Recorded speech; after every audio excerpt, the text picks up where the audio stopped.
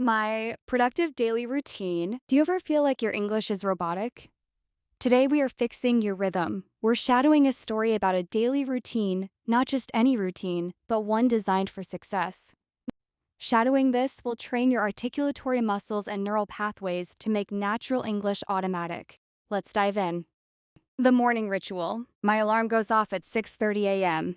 I don't hit the snooze button. I prefer to rise and shine immediately to get a head start on the day. I start with a glass of water and 10 minutes of quiet reflection. It helps me start the day off on the right foot. After a quick workout, I grab a coffee and review my goals. I like to have my plan up and running before the rest of the world wakes up. The workflow. By 9 a.m., I'm ready to get down to business.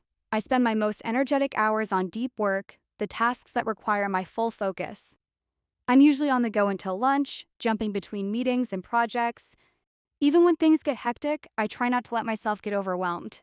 I take a real lunch break away from my desk to recharge my batteries. The evening wind down. As the sun begins to set, I finish my last task and call it a day. It's important to separate work from life.